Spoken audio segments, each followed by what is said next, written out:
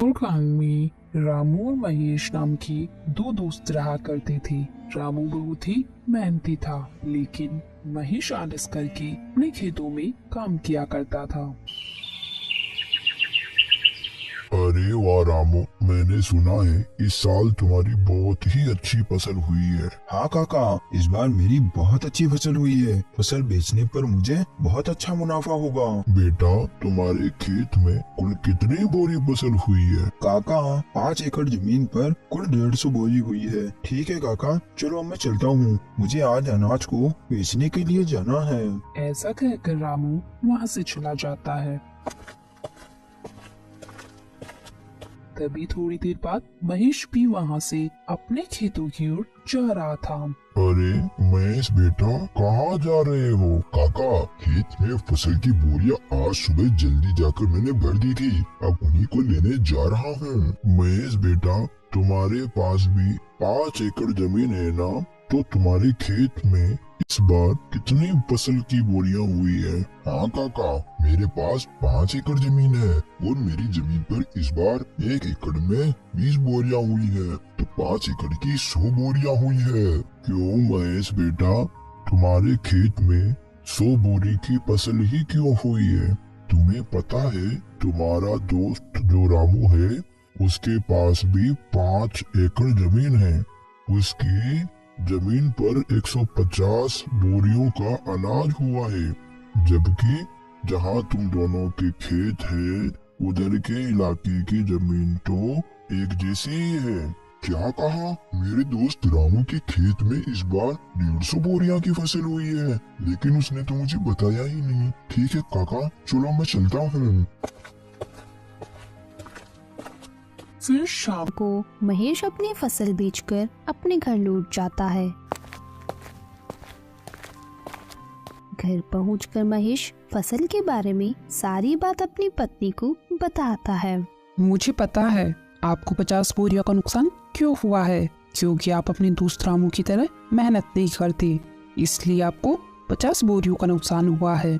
क्योंकि आपका जब मन होता है आप जब भी खेत जाते हो, और अगर ऐसा ही रहा तो कैसे चलेगा? अरे तू भाग्यवान, इसमें मेरी भी क्या गलती है? मुझसे जितना होता है मैं वो सब कर लेता हूँ। अब मुझे तुम ही बताओ, मैं इसके अलावा क्या करूँ? आज आप अपनी जमीन को बेच दो और रामू के पास वाली जमीन को खरीद लो।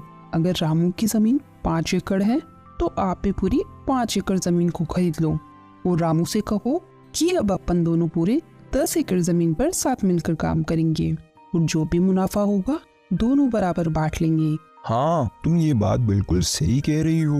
मैं कल ही रामू के पास जाकर इस बारे में बात करूँगा, और मुझे जहाँ तक पता है रामू मेरी इस बात को टालेगा नहीं। फिर अगले दिन सुबह होने पर महेश अपने दोस्त रामू के यहाँ जाता है। और भाई रामू, कैसे हो तुम? महेश भाई, मैं अच्छा हूँ। तुम बताओ, तुम सुबह सुबह यहाँ कैसे आ गए? रामू, अपन दोनों बचपन के बहुत अच्छे दोस्त हैं, तो मैं सोच रहा था कि मेरी जमीन को मैं बेच दूं और तुम्हारी जमीन के पास ही जमीन खरीद लूं, वो भी तुम्हारी जमीन के बराबर, पूरी 5 एकड़। हाँ हाँ महेश भाई, खरीद लो, ये तो बहुत ही अच्छी बात है। मुझे भी मेरा एक अच्छा पड़ोसी मिल जाएगा।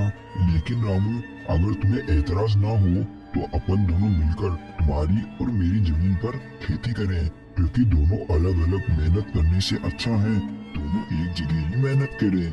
इससे अपन दोनों को अच्छा मुनाफा भी होगा। हाँ हाँ महेश भाई, मुझे इस बात से कोई एतराज नहीं है। चलो अपन सेठ मनीराम के यहाँ चलकर जमीन को खरीदने और बेचने की बात करते हैं, क्योंकि मेरे खेत के पास की जमीन सेठ मनीराम की है। फिर दोनों सेठ मनीराम के पास चले जाते हैं।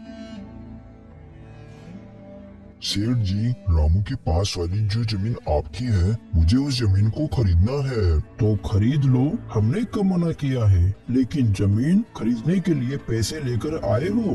दरअसल सेठ जी, बात ऐसी है कि मैं अपनी 5 एकड़ जमीन बेचना चाहता हूँ और रामू के पास वाली 5 एकड़ जमीन खरीदना चाहता हूँ। तो खरीद लो, मुझे कोई दिक्कत नहीं है, लेकिन मेरी जमीन के बदले मुझे तुम्हारी जमीन और 5,000 रुपए चाहिए। लेकिन सेठ जी, मेरी जमीन भी तो 5 एकड़ की है और आपकी जमीन भी तो 5 एकड़ की है, तो फिर आप मुझसे 5,000 रुपए और क्यों मांग रहे हो? देखो भाई महेश,